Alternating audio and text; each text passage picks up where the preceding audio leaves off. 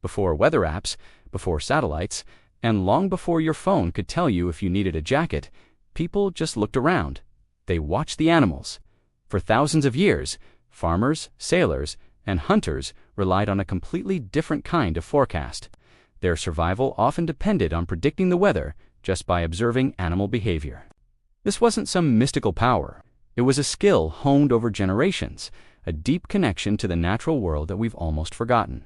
So, what did they know that we don't? It turns out, animals are incredibly sensitive to changes we can't detect. They can feel subtle shifts in atmospheric pressure, humidity, and even the electrical charges in the air right before a storm. These changes make them react long before the first raindrop falls or the sky turns dark. They are nature's original early warning system. Let us look at a few examples of animal behavior in relationship to weather patterns and changes.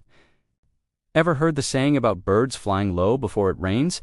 There's truth to it. Changes in air pressure make it harder for them to fly high, so they stay closer to the ground. If you saw ants frantically sealing up the entrances to their nests, you'd know a heavy storm was on its way. They are sensitive to changes in humidity and pressure, which drives them to seek shelter fast enough. Even the sound of crickets held a clue. The warmer it got, the faster they'd chirp. It was like nature's own thermometer. Meanwhile, on the farm, people watched their livestock closely to read into weather. If you saw a field full of cows all lying down, it was a common belief that rain was coming. They were sensitive to air pressure changes. Likewise, dogs would often get restless and anxious, sensing the electrostatic changes that precede a thunderstorm. And if the frogs started croaking louder and longer than usual, you could bet that wet weather was on the horizon.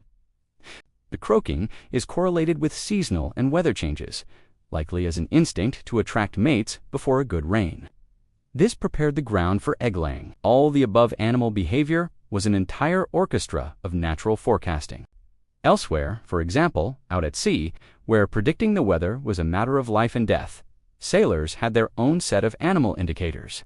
They watched dolphins, schools of fish, and seabirds. If these creatures suddenly vanished from the surface and dove deep, it was a clear warning that a major storm was approaching, sending them to the safety of deeper waters.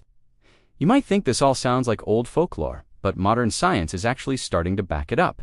Studies have confirmed that many animals do, in fact, respond to drops in barometric pressure. They can even hear infrasound low-frequency noises created by distant storms and earthquakes that are completely inaudible to the human ear. So, it wasn't superstition, it was sharp observation.